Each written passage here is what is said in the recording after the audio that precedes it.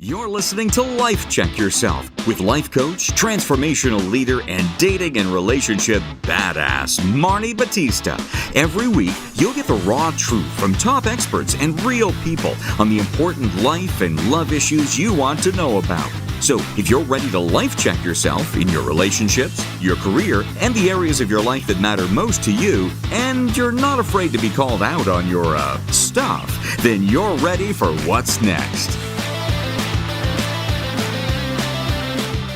Life Check Yourself with Sureya Leonara. 5 shocking psychology facts about the sex lives of women in midlife. Welcome, ladies. I'm excited to introduce you to someone who is got a great insight into what you think may just be like getting older or being bored with your partner. How do you actually have an active, sexually vibrant life? And if you're like, I don't care, I really challenge you to stay on and listen, because one of the most important things that I've been talking about lately is that if you want your full self to be expressed on this planet, it's about more than, like what you do for work and if your kids turn out good, or who your partner is. But like, how do you actually really create a life where you are fully expressed? And so I brought Sureya Leonara here. She's a holistic sex and relationship coach. She's on the show today.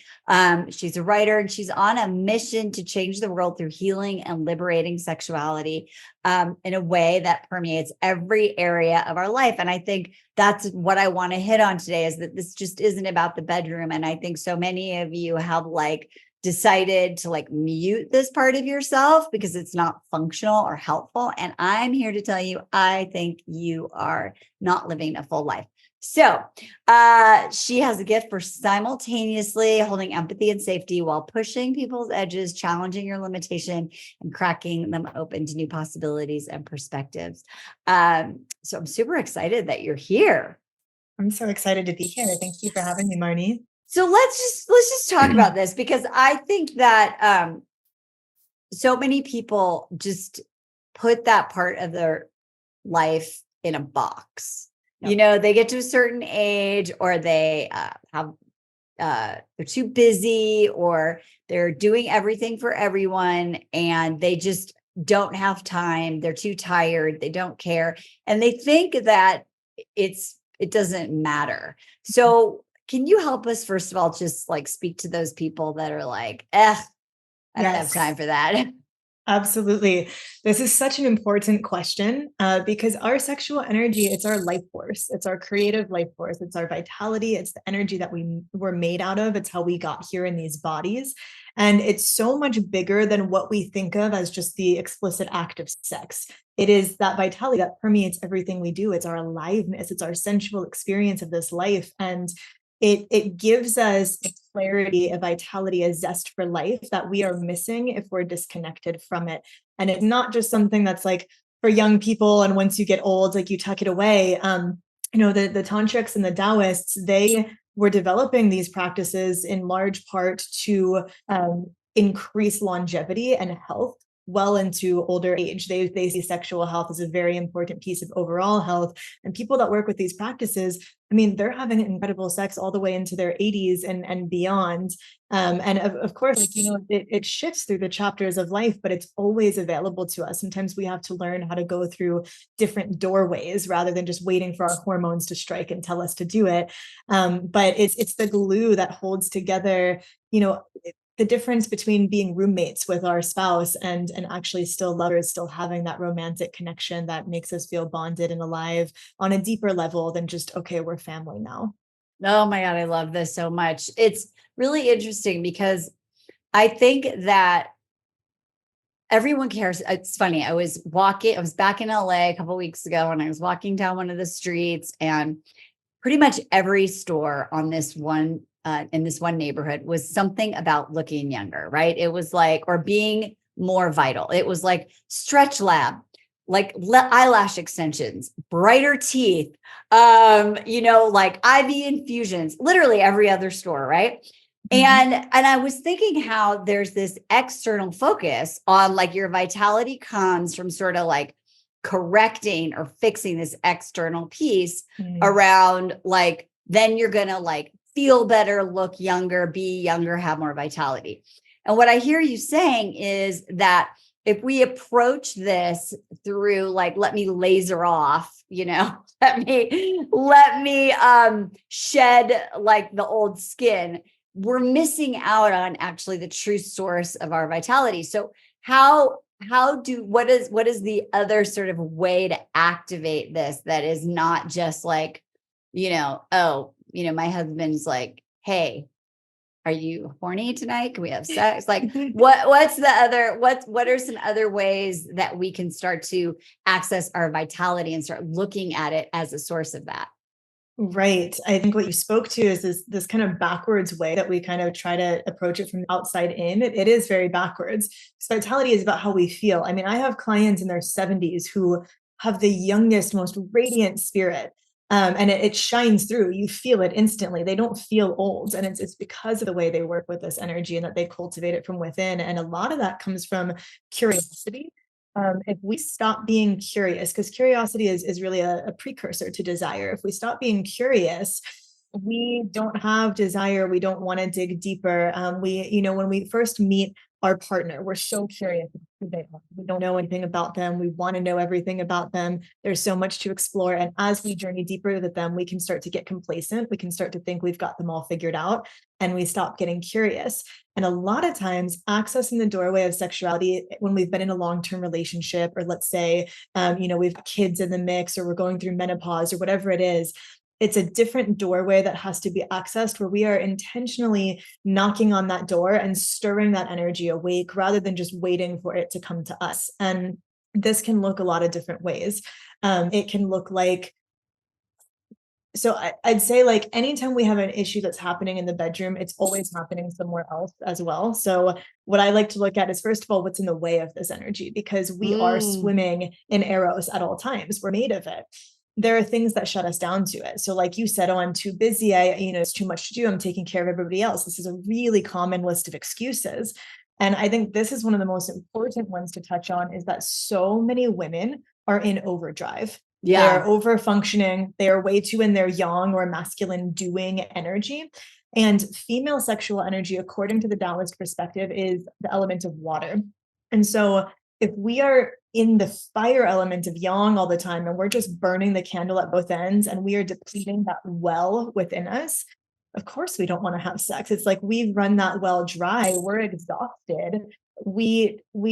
Sex feels like another thing on our to-do list, especially if we've not been having a kind of sex that is nourishing and enjoyable to us, because we also live in a culture that is very oriented towards male pleasure. And a lot of times female pleasure does get left in the dust. So a lot of women, they're like, I don't even really get what sex is like, what the point is. Why is everybody so excited about it? Because they've never had the kind of sex that is actually truly nourishing, that can refill their cup.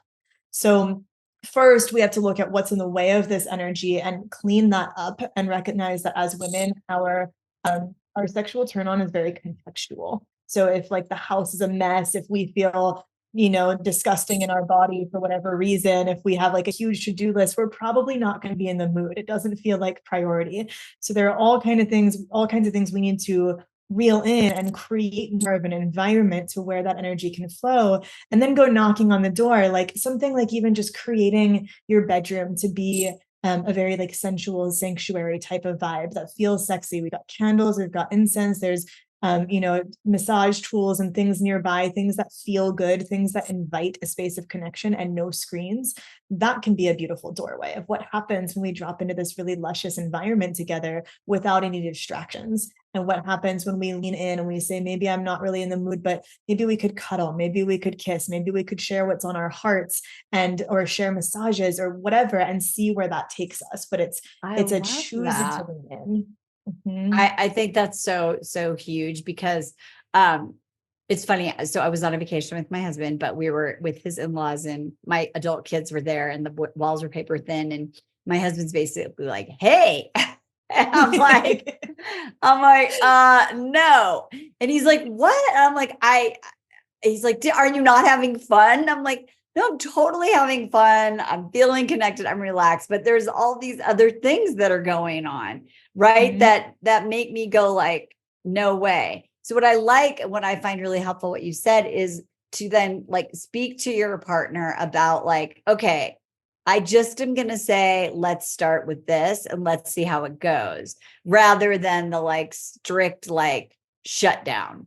Um, Yes. because and maybe you can answer this question, like, is it rare for women to just be like, okay, like, yeah, let's go right away? Mm.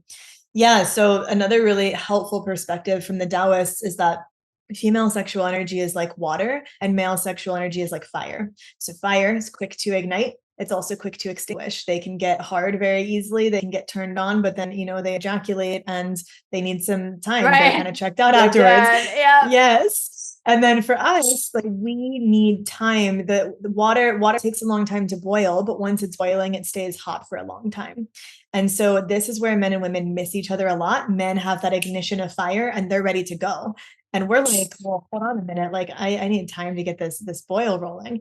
And if we don't have time, if there's not enough foreplay, if there's not enough energy put into turning our whole circuit board on, because our bodies do take so much longer to turn on, and we often don't feel like we can take up that time and space, then either we end up surpassing, we end up kind of overriding what our body actually needs and just jumping right into it. And if we do that, we're not going to feel as much pleasure. We're not going to be as sensitive. We're not going to be able to receive the fullness of the experience. It becomes more for him rather than for us as well. And sometimes we can even be creating micro traumas within the yoni, within the vagina, of being entered too soon, even if it's just, our loving partner. If our body is not ready to be penetrated and we override that, there can be some armoring that happens as a result. And so being able to take our time and being able to speak what we need to be able to connect, because also we're going to be more open sexually if we feel met in our hearts, if we feel met emotionally, if we feel like there is an emotional connection and that environment is correct for us.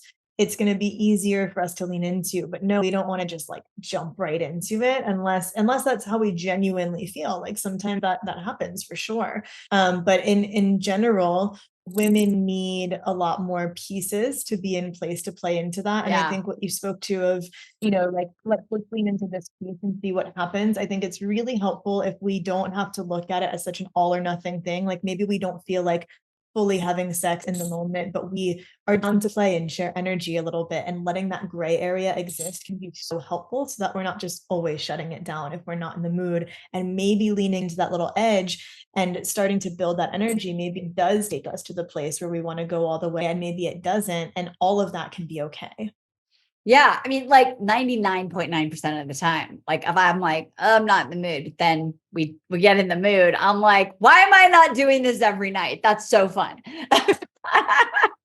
Right. Exactly. So it's like, we have to like take these baby steps. I think the other thing I want to highlight what you've said is that if you've had these thoughts, I think at least what I hear a lot is we feel like some shame, like, oh, there's something wrong with me that I'm not like fire, right? There's something wrong with me that I'm not in the mood.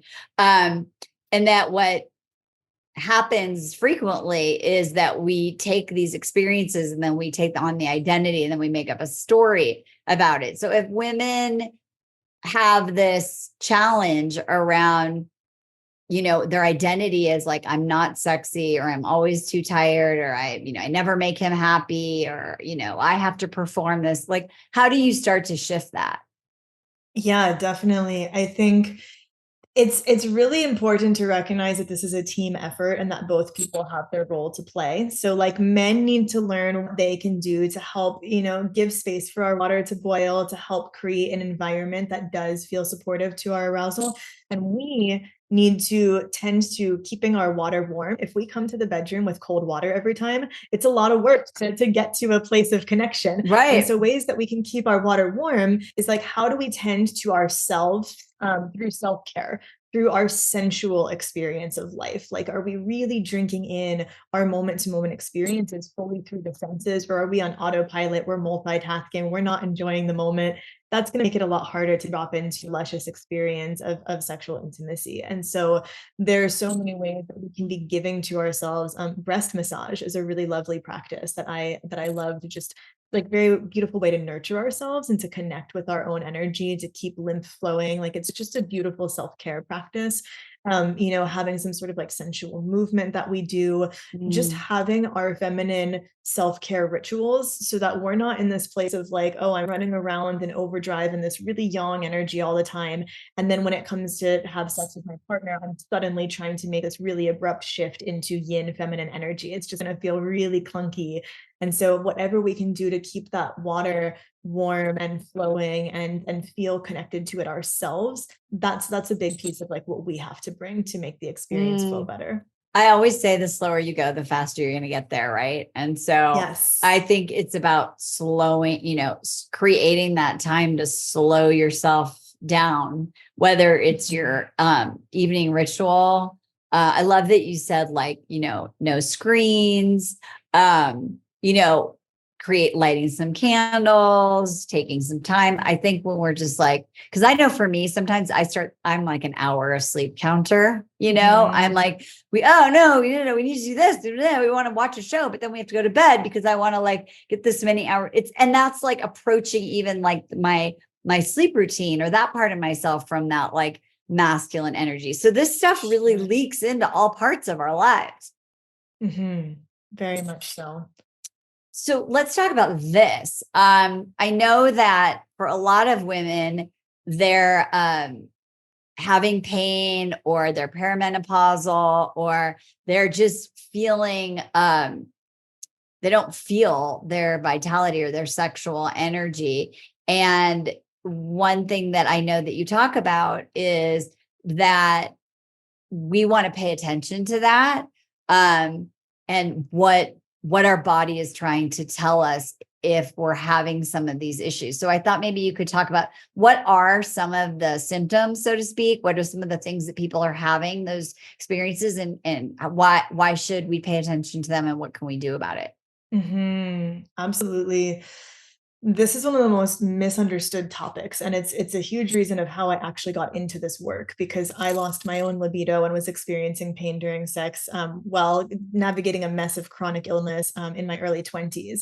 So I had to work through a lot of this on my own, and I've had to work through it at different periods in my life. Sometimes it's flared up again, depending on what is happening in my life. And instead of getting frustrated with our bodies and think that they're working against us, or they're not working, or they're a problem to be solved, I invite us to get curious and recognize that this is the wisdom of our body communicating with us. This is how our body knows how to talk, is through symptoms. It doesn't have a voice in the same way that we do. So we have to learn the somatic language of our body and understand that it is actually working for us in our favor, to let us know when things are out of alignment and to direct us back into alignment.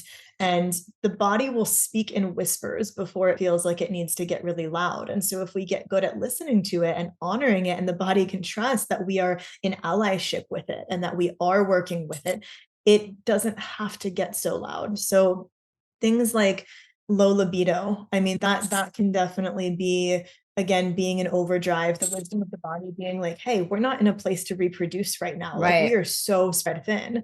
Just being depleted, those feminine waters being depleted. And so feeling dried up, literally and physically, and needing more time to tend to the body. A lot of times pain during sex can be connected to a pattern of just overriding the body's readiness, like what we were speaking to earlier about being penetrated prematurely. It flared, like inflammation comes up as a boundary. And sometimes it might be that our partner is the most loving person in the world, and they're totally reverent and respectful, but we are overriding the readiness of our own body. And so it's still being registered in the system as a boundary crossing. And this can also be connected to, like, if we're having some sort of issues with our partner, some sort of like emotional thing that's not being addressed. And the system is like, hey, there's something that needs to be sorted out here. I through my processes, like I've had times when I even thought that it was connected to like a pH imbalance, infection, things like this, and even went on a wild goose chase to, heal that physically. But if the emotional problem was not resolved, the physical problem wouldn't resolve. And one of the ways that you can work with this physically as well is through working with a jade egg internally that can help de-armor and kind of massage out tension, or you can do that with a wand with your hands. Your partner can hold that space for you. But the yoni, the vaginal canal, the vulva, all of these spaces hold an enormous amount of tension and trauma. And so just like if we have a knot in our shoulder and we massage it out and we have a release, it's the same with this part of our body, being able to tend to that and release some of the tension and the holding patterns that are there. And there can be very deep emotional release with that as well. Yeah, it's really funny that we're talking about this, or ironic. I guess I'm reading this book by Lisa C. It's called The Lady Tan. Oh my gosh, I need to know it now because I don't want to be that person. But the bottom line is that these women, it's in the 1400s, it's in China. And there are these midwives and doctors that are basically talking about exactly what you're speaking about, is Wow. how do you maintain this yin energy and that flow, right? And that emotions. And so these doctors of this time these midwives are inquiring to their patients, and there's like 4 things that they ask. And one of them is their emotions, right? Which is so missing from our, Western medicine. No one's rarely asking you, how do you feel? Are you having like upset? Are you right? And so when you look at our female body as this whole operating system, there's a lot of wisdom, right? Absolutely. Our body is so much more tapped into that than our minds a lot of the times. And our conscious mind is just kind of seeing the tip of the iceberg.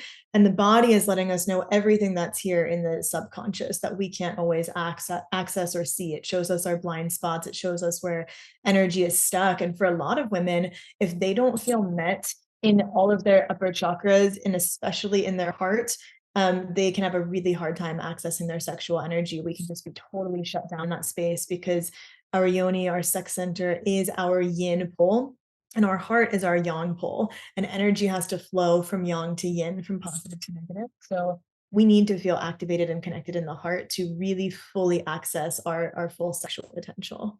Yeah. And that's whether you're with a partner or not, right? Like our heart Exactly. has to be activated. By the way, the book is called Lady Tan's Circle of Women, by Lisa C. I'm like learning so much about all of this because it's really like the foundation of a lot of what you're talking about goes back that far. Okay. So let's talk about women who have trouble coming to orgasm. Is this more common than we imagine? What do you do? Yeah, this is super common. And there are different types of orgasms, and some of them can be harder to access than others. But one of the main things I see, women that have a hard time orgasming often have a very difficult time relaxing and just letting go of control. Orgasm is incredibly vulnerable. Like, our body is convulsing involuntarily. We have fluids that come out of us. We make faces, we make sounds. It's so real and raw and primal and vulnerable. And we need to feel comfortable enough in our own skin. We need to feel enough trust in our partner if we are connecting rather than with ourselves, to really let go and to trust that, we're going to be held, and it's safe to let go. It's okay. If we are control freaks in our lives, if we have a tight grip and run a tight ship, it's going to be hard to unfurl into that space because there's so much tension in the system. So, really tracking with what tension is happening in your body during sex. Most people are tensing and contracting their muscles, and their breathing gets really shallow and rapid. And so we want to soften and slow all of that down and create a lot of space within the body through relaxing the muscles. Those are some of the biggest pieces that play into this, as well as what I was speaking to of so many women just not taking enough time with themselves or having enough time with their partner to get there. So the Taoists will say to not even touch a woman's clitoris until you've warmed her up for 45 minutes. And I don't think Love there are that. very many men who do that.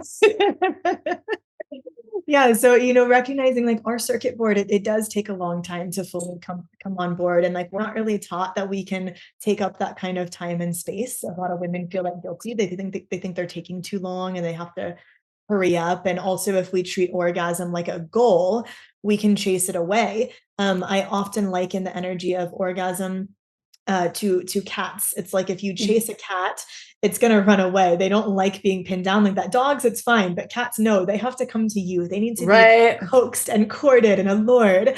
And so, it's a different energy. If we treat it like I'm going to make you have an orgasm, I'm going to give you an orgasm, I need to have an orgasm, we are actually repelling it and making it more elusive. So it's a matter of allowance and softening and just getting curious about what does this experience want to bring instead of trying to force it into a certain box. Yeah. I mean, what we've been talking about today is that it's like a system problem, right? So Mhm. if you're really in your masculine energy, if you are compartmentalized, if you are just a person doing, and there's no focus on a person being, right? Like your human beingness, um, it really shuts down like a lot of these systems emotionally, physically, right? Like spiritually. And so last thing is, so what's the case, right? Like we go back to vitality. Why is it really important for ladies listening who this like just scares the shit out of them? Like and you know what, Sureya, that's why I don't want to do it. I don't want to be vulnerable. I don't want to let go of control. What do you say?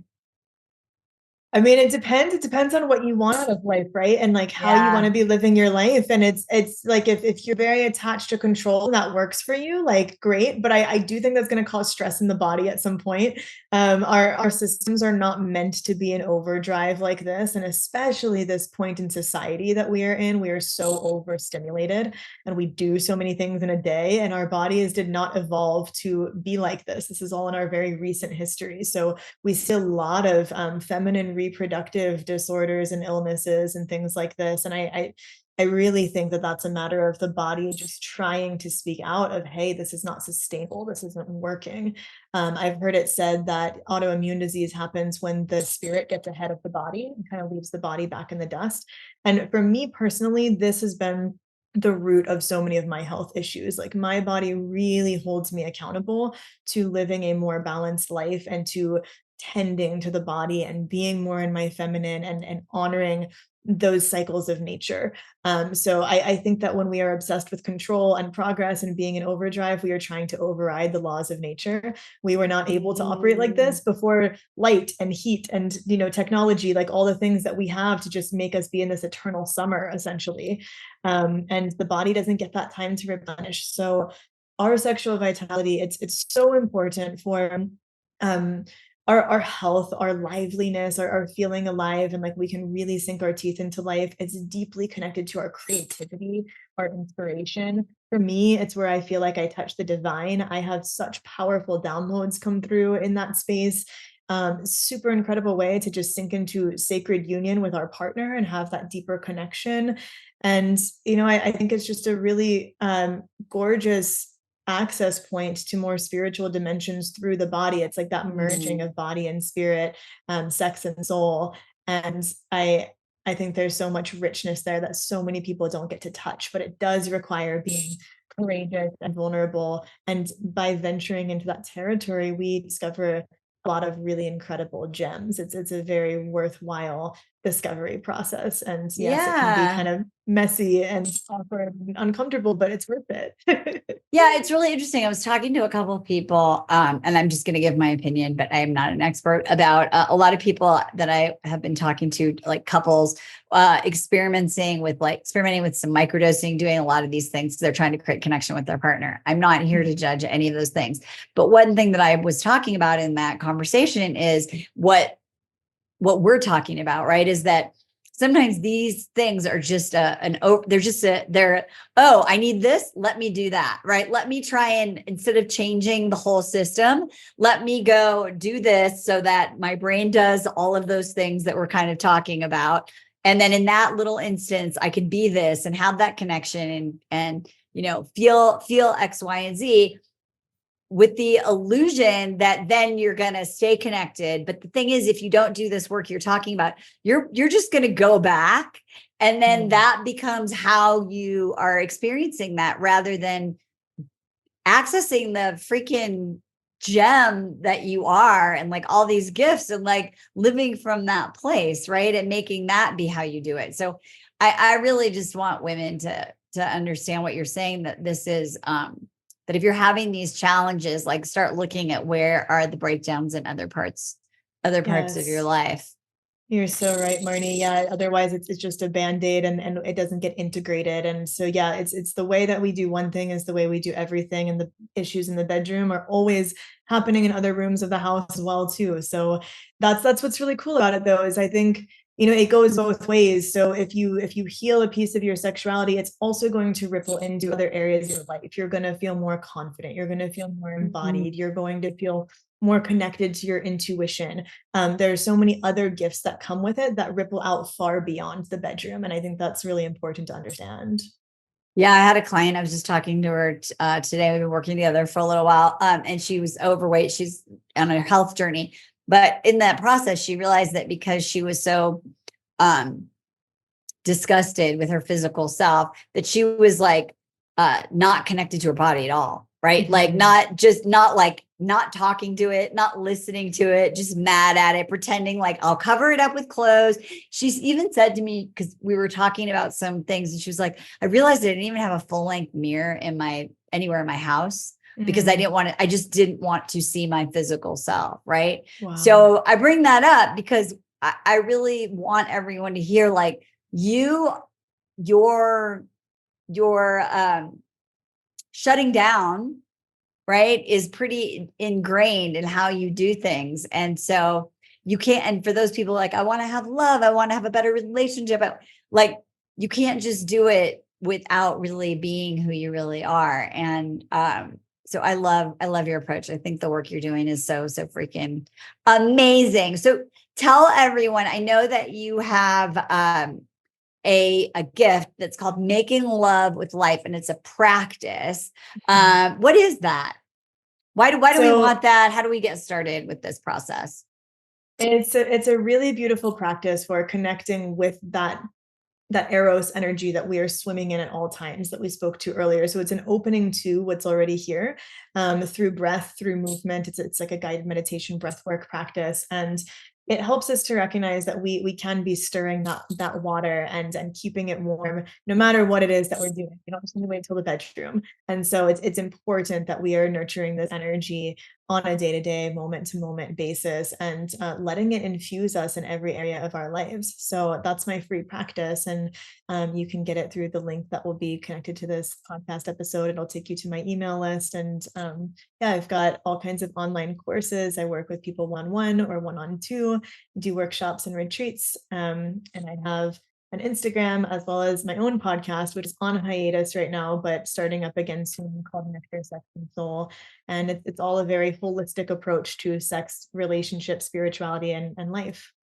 Oh, I love this. Ladies, all of this information is in the show notes. Definitely you want to follow Sureya and become fully expressed, because I had someone the other day who was talking about coaching, lots of different choices she could make to feel her full self. And she was like, but I really was thinking about spending like 10 grand on this like face laser thing. And I was like, okay, that's going to last for like 5 minutes. But that's what I was talking about at the beginning, right? We're constantly being hit on our Instagram feed on that. If we do this external thing, then it's going to solve this like missing piece inside. And what you're saying is this lack, this missingness, this not feeling expressed, this lack of vitality, the source is inside. So thank you for being here. Thank you so much. And yeah, it's true. I mean, some of the most vital, radiant women I've seen are in their 50s, 60s practicing these kinds of practices. And so it is so tangible and palpable. And I just appreciate you speaking to the inside out approach that people take sometimes. So thank you so much. This has been such a pleasure, Marni. It's been so good to be here. And thank you everybody for tuning in. Ladies, so the name of the show, it's Life Check Yourself. So I would listen, take some notes once you're not driving or if you're at the gym, just like grab the little notes page in your phone. And what spoke to you? Where are some areas where you can be curious, not to make a list of things that, you need to fix or change, but what is something that you can do because we gave a lot of ideas in this episode about ways that you can start to connect to this yin part of yourself so that you can grab your vitality from the inside out. So that being said, whatever you do, don't forget, it's always time to life check yourself. We'll see you next time. Bye-bye for now. Thanks for tuning into today's show. Do you ever wake up feeling like you've already run a marathon before the day even begins? Does your coffee need a coffee just to get through the morning? Well, I feel you, and I've been there. Burnout isn't just a buzzword. It's a reality for far too many of us, especially as we navigate life over 40. But here's the good news. You don't have to accept feeling perpetually drained as your new normal. I'm excited to introduce my new flagship, Live Life on Your Terms program. This isn't just another Band-Aid fix or a fluffy self-care promise. This is about real transformation. We're diving deep to tackle the root cause of your burnout, regulate your nervous system, lower your cortisol and adrenaline, and rewire your neural pathways to transform how you feel in your life from the inside out. Imagine this, waking up energized, not by caffeine, but by excitement and passion for the day ahead. Picture yourself managing stress with grace and finding joy in moments big and small. That's not just a dream or a someday. It's within your reach now. So, if you like what you've heard and you're interested in seeing if you're a fit for working together, here's what I want you to do next. Email me at vip@datingwithdignity.com. Don't wait for one day. Make today your day one so we can create your next chapter. I'm Marni, and I'll talk to you soon.